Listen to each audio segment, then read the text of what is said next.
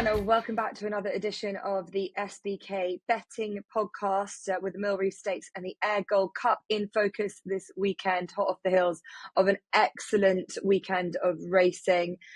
Sublime, just wherever you looked, whether it was internationally in Ireland or in this country. And pleased that it really came good for the podcast as well. We promised more winners, and it seems like we're hotting up that little bit more now.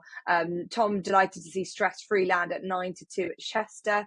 Ross found the St. Ledger winner in Jan Bruegel, who was 4-1, good price and a very good horse race as well. And it was great to see Porta Fortuna land another Group 1 in the Matron Stakes at Leopardstown on Saturday, part of the Irish Champions Festival. She was 5-4, so all going pretty well. As said, we've got the Mill Reef Stakes this weekend, as well as the Ayr Gold Cup. Mill Reef just coming ahead of the Ayr Gold Cup, so that's where we'll begin. And this race for the 2-year-olds, it's built up a pretty good list of horses. We've got Powerful Glory, who's just had the one run, is 9-4 favourite currently. Shadow of Light 3-1. Symbol of Strength, who's put up on this podcast, who won last time out, is 5-1. Defence Minister 7-1. And a Sight 14-1, as is Brian. Bigger prices for the rest of them. Let's start with Ross, because you got a big St. Ledger victory last week, and I say that you're cheering Sean Levy all the way home. We can touch on what a great battle that was and what a great triumph it was for Sean, and what you think of this race coming up on Saturday. Yeah, I was pleased to see Sean get it done, because it clearly meant a lot for him, having started his career in Ballydor. But it was tinged with, I'm not utterly heartless. If TC had gone and done it and landed his anti-post slip, he's always so humble about these anti-post slips. He would barely have mentioned it. So there was a little bit of heartbreak, but also a wry smile, because I'm a bit like that. As regards to this race, it's a bit disappointing, isn't it, really, for a Mill Reef? I mean, Powerful Glory could be anything. Richard Fahey has been pretty bullish in sort of talking him up in the press this week. He won very nicely at Pontefract, but you can take a view on the form. The runner-up and the fourth have both been beaten comfortably since. The runner-up beaten a couple of times since. The third horse did win, but at what level, that's open to interpretation. So it comes down to, what are you going to feel more stupid about? Are you going to feel more stupid if you take the short price and he bombs out? Or are you going to feel more stupid if you oppose him and he waltzes up and looks, everything that he could be? And I take the latter view. I'd rather oppose him. I'd be much more comfortable watching him bolt up and think, okay, well done to those that had the faith. It was interesting to read on the BHA site that Newbury are slitting the ground. They're currently good to soft. They're slitting the ground to help aid water run away in the event of potential heavy rainfall. That to me suggests that they're expecting a lot of rain. Slitting aside, the ground is going to rise slower than good to soft if they get the rain. It can't help but not. So I just took two against the field at each way prices that I thought would handle soft conditions and will stay well. The first is Symbol of Strength. Ran really well in the gym crack, was up with the pace the whole way, stuck to it, eventually finished third. The winner, Cool Hoof Luke, came from a long way back. And I felt that Symbol of Strength was coming back at the line, actually. Once he got into that three-way tussle at the end, he was really digging in deep. Took that form on then and won a Group 3 at Kempton next time. Again, he was off the bridle quite early on, turning in, and he's just got a really likeable attitude. I think he's going to stay further. It's by Kodiak, so he's definitely going to handle soft ground. And that Group 3 form at Kempton ties him in with a horse with a brilliant, as known, a horse called Roger. We have to like the name Brian. He was really fast finishing at Kempton. He'd previously won the sales race at Newmarket. And I think he probably got a bit too far back at Kempton. He finished really well. He's already proven that he'll handle soft ground in that Newmarket win. So if the rain comes, I think he was overpriced at double figure price. So I'm going to take that Kempton form and those two against the field each way. Yeah, Symbol Strength at 5-1, Brian at 14-1. Some bit of value there, definitely for Brian. He's always sort of slightly overlooked. He went off favourite in that Newmarket sales race. I think it was, or he was a short price anyway.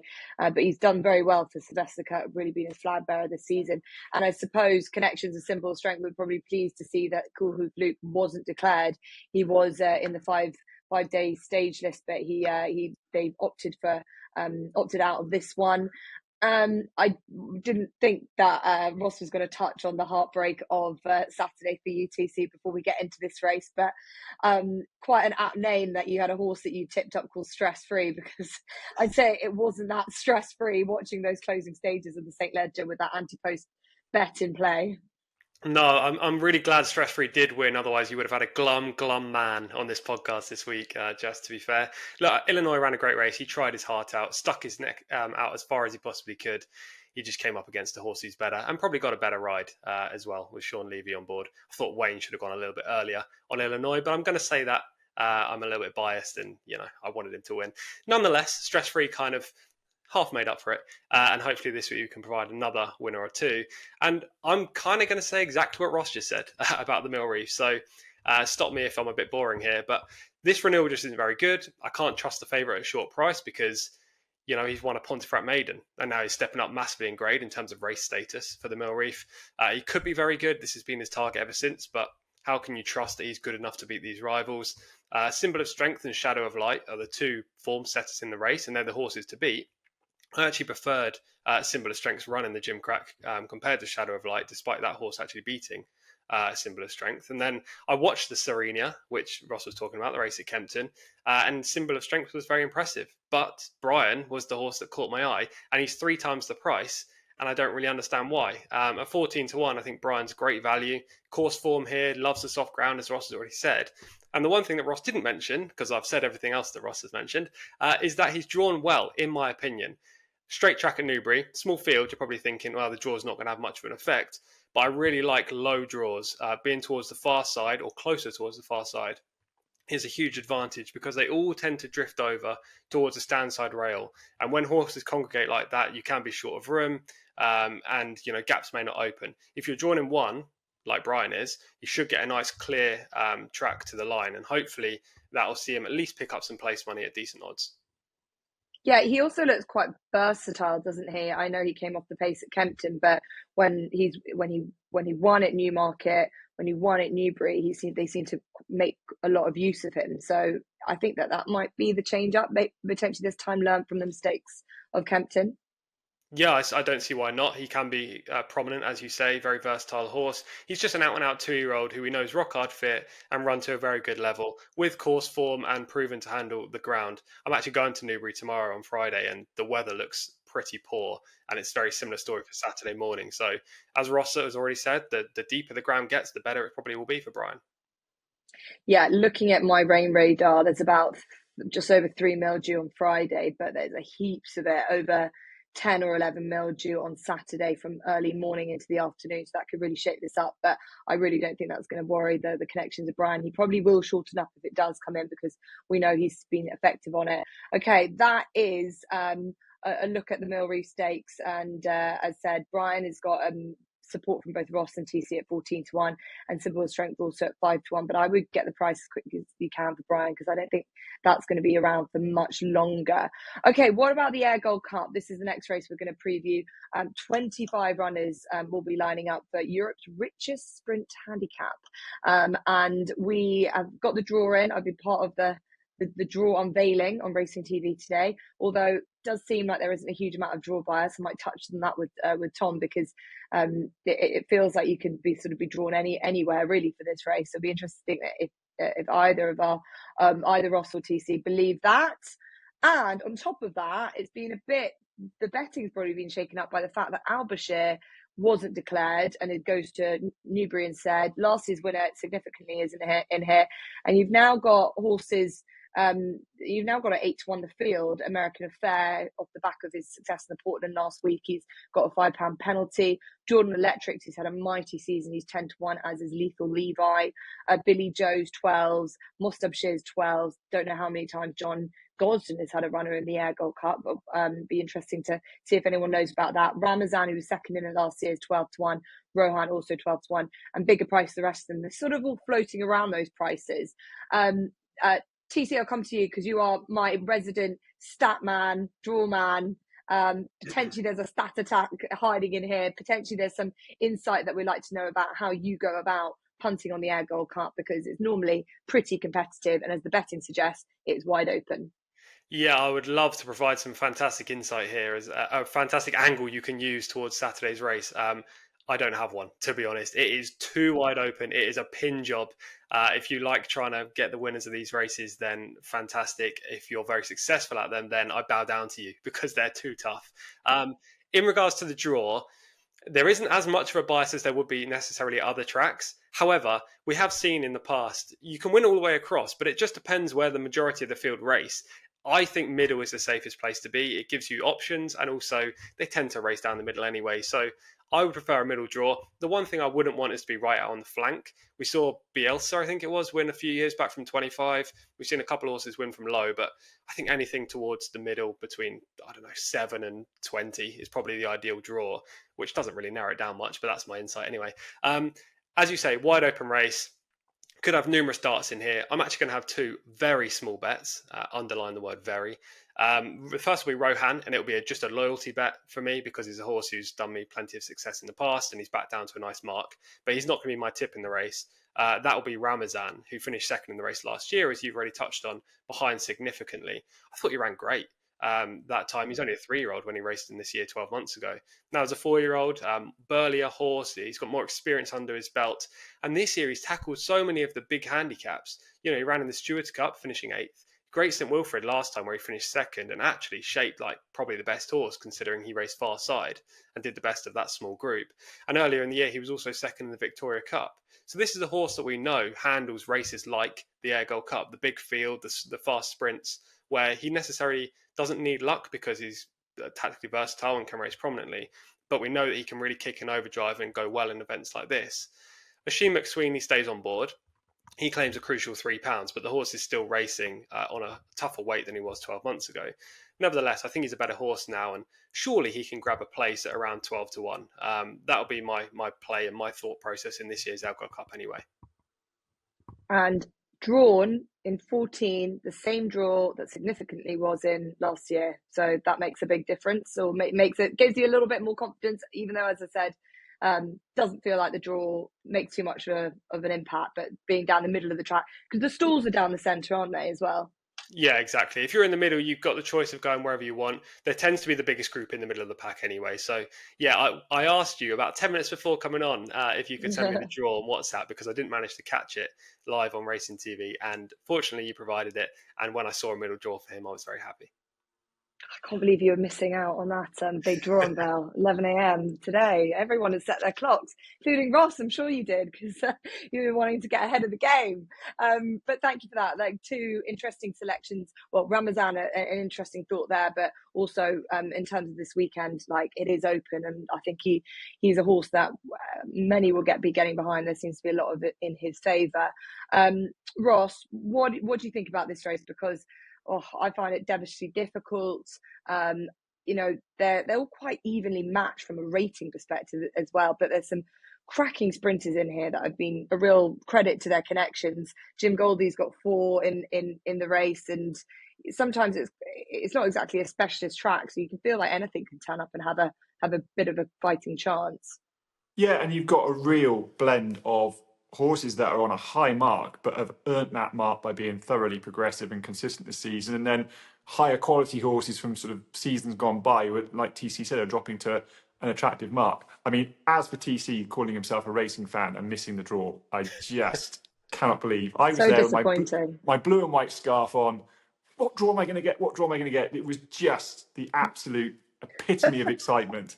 I mean, why they bother is beyond me. And in all seriousness, there must be a cost to putting that draw on.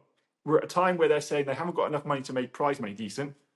Put that money in the prize pot, because no one cares. I mean, bless Racing TV and yourself. You made it every effort to make it exciting, but it's not. We just want to know what draw we got, and we can start reading the form and getting on with our life. So my blue and white scarf was a nod to my selection, which is Moster Bashir. Last put him up in the Stewards Cup. I thought he was quite interesting, dropped back to 6 furlongs there, and he slightly blew the start, gave himself a bit to do. The pace held up in the Stewards Cup. The first 2 were leading and prominent throughout. He made pretty good inroads into 4th, did land me some each way money, but I felt it was a race that was a what could have been if he'd have got away on terms. This is marginally less of a speed test than Goodwood, obviously, where you race downhill for some way. He dropped £1 for that effort. He's down to 100 now. I think it's interesting they haven't gone anywhere with him since. A horse that stays 6 foot or stays 7 furlongs has the speed for 6. Plenty of options they could have gone to since Goodwood at the start of August, and they haven't. I'm hoping that's significant. He's got a nice draw in 15. I mean, interestingly, 8 of the last 10 have been drawn 12 or higher. But like you both have said, that does give you an evidence how stats can be deceiving at times, because equally they could have come below 12 because they do tend to race down the middle, and there doesn't seem to be a perceived bias that I could see watching it back. So he's in the right sort of draw. He's drawn next to TC selection, goes straight down the middle, hopefully get away on terms. He's not normally a sluggish starter, so hopefully he'll get out and get a position. He'll come home strongly. He's a decent price. He's down £1, so must have a sheer for me. Yeah, both 12 to 1. Jim Crowley hasn't had many trips up to Ayr. I can see he's got 8 wins there.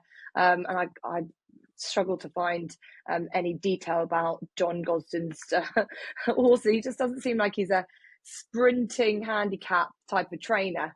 But it looks like he's got one here. So Mostovshire 12 to 1, as is Ramazan at 12 to 1. That is the Ayr Gold Cup coming up on Saturday. We also have a 25% winnings boost on that race, which I think is extremely incentivizing, considering the prices are what they are.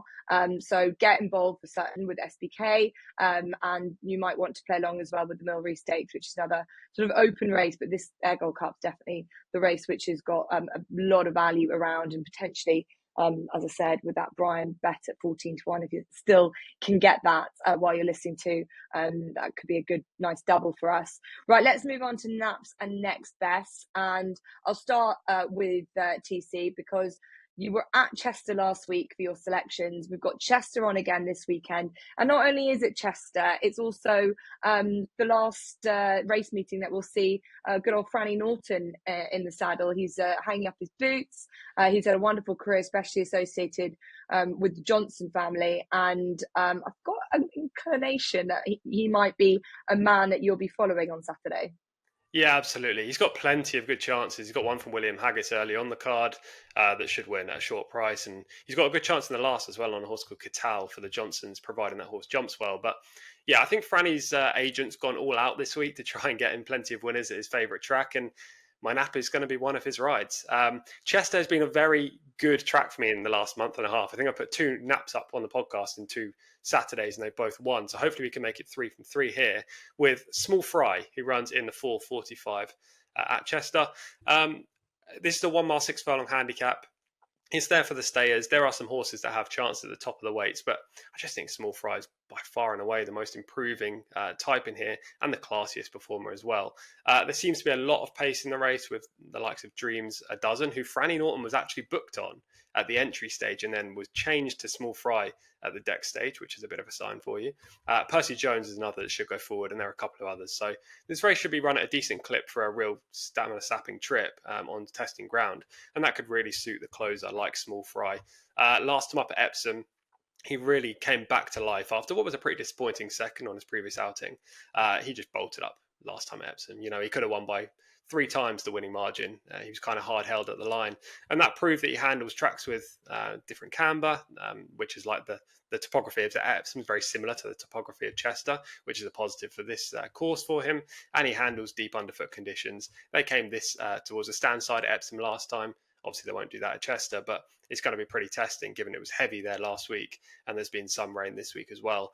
Small Fry's only gone up £5 for that win, which was one of the most lenient decisions I think I've seen all year from the handicapper. He won so comfortably, and only £5. Very easy for him. So hopefully Small Fry can rack up a 3rd win in his last 4 starts and provide Franny with a nice farewell victory in the 4:45. And the next best is also at Chester in the 4:15.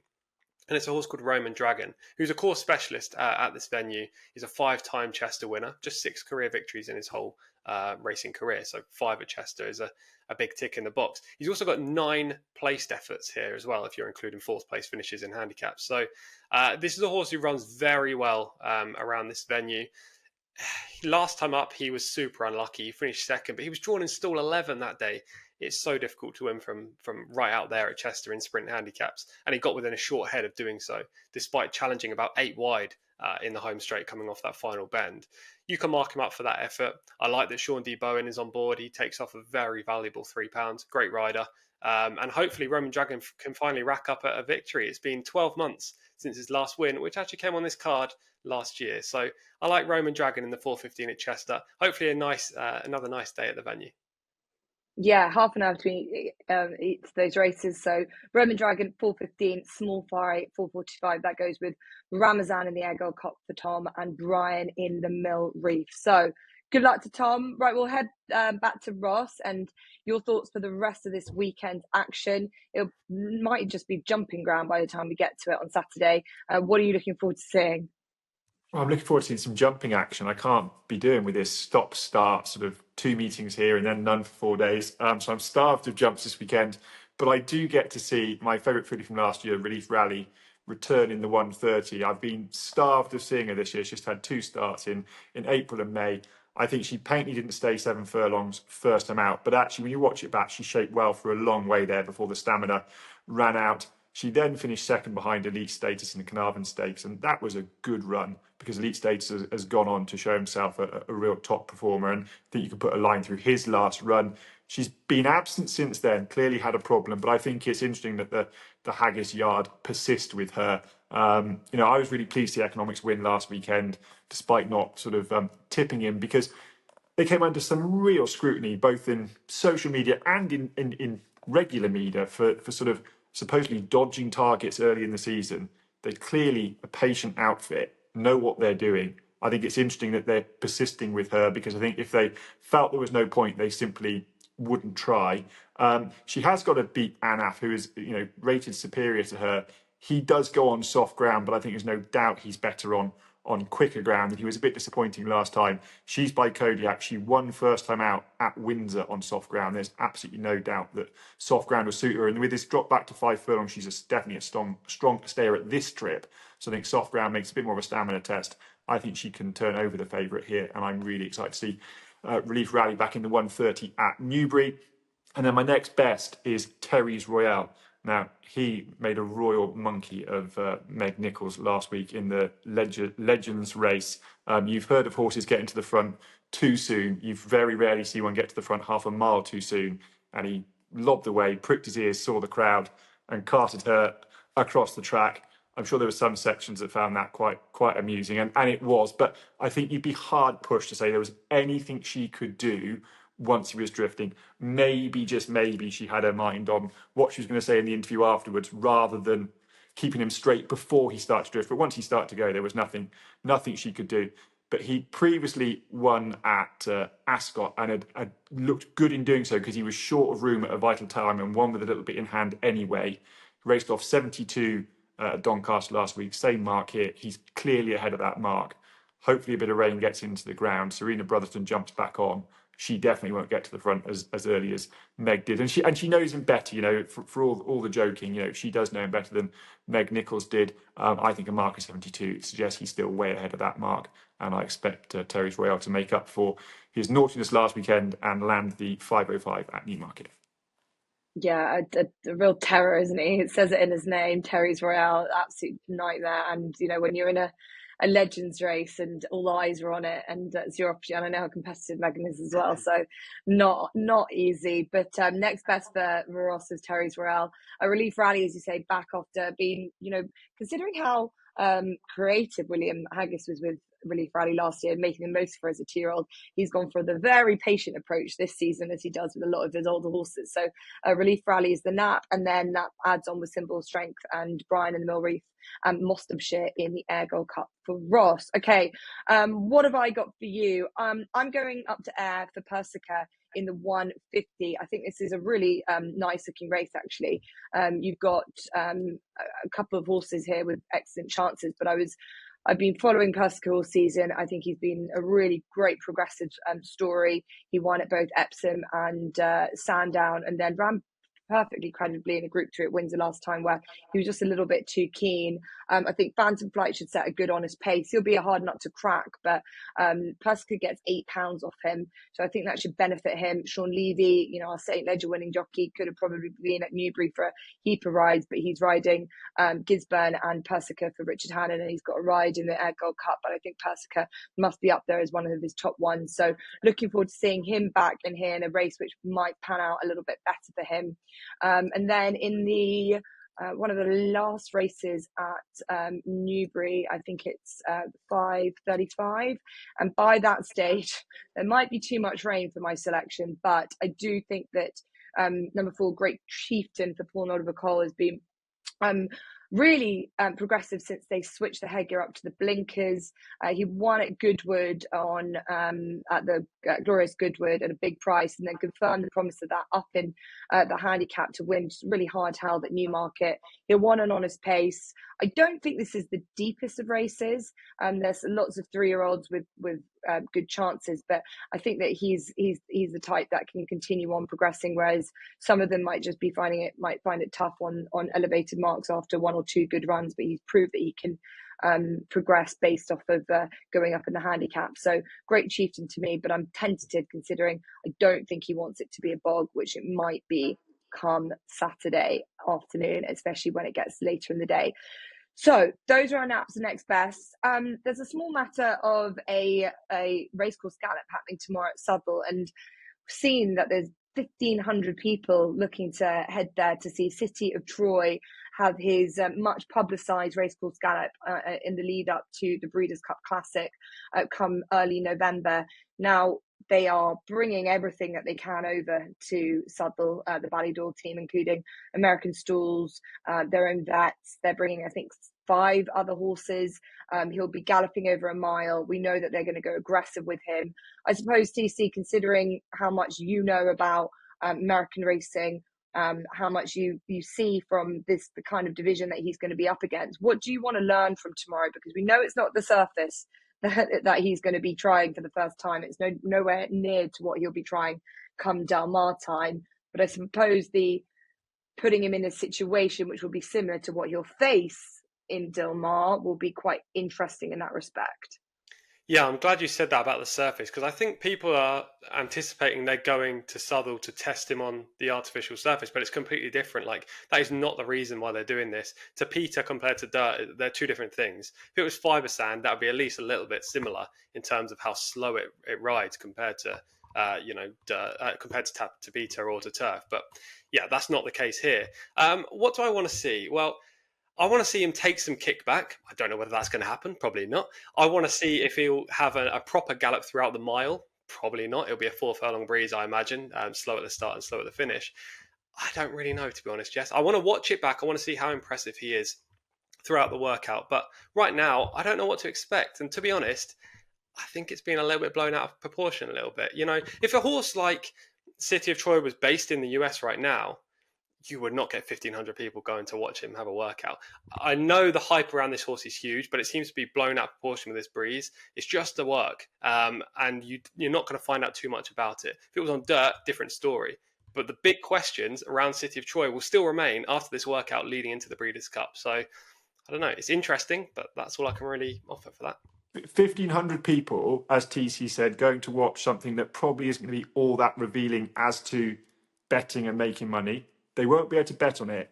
I really hope people that put race cards on and think about how they market sport take notice of that, because they're going for the horse. The horse is the centre of the sport, not pop stars. To a degree, not face painting for your kids. Go and look at the horses, fall in love with the horses, get your favourites, follow them through their career. I think it's really notable that 1,500 people are going to Southwell to watch something that they cannot monetarily gain from in any really way, sense, or form. Yeah, I was going to say the same. I echo all of that.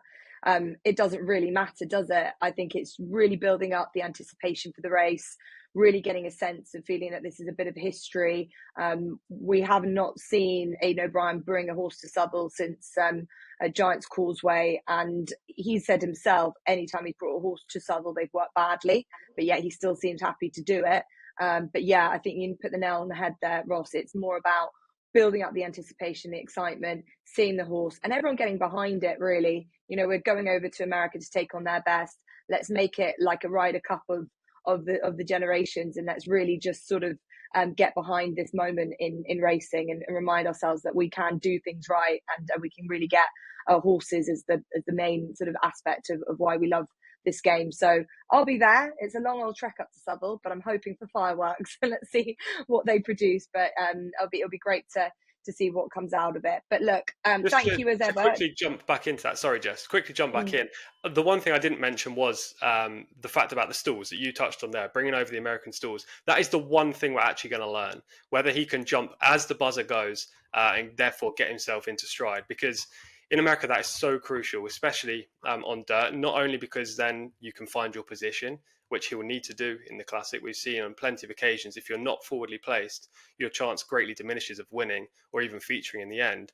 But also because of the kickback scenario with dirt, if you break slowly, it's immediately in your face. City of Troy will be swallowing dirt throughout the early part of the race, and it will block all his nasal orifices. Didn't think I was going to say that in the race, and you just don't want that to happen for a horse to have a nice clean run through. So I think the main thing we'll actually learn is how well he can break when that American buzzer goes and the stall's open.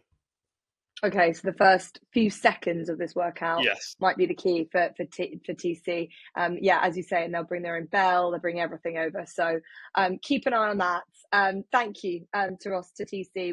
Went through a lot today. Hopefully we found some more winners. But before we let you go, the most important aspect of this whole podcast, this is how much we love new SBK users. We are giving you £40 in free bets when you sign up and bet £10 for the first time. Please avail of that, because that's a great new offer.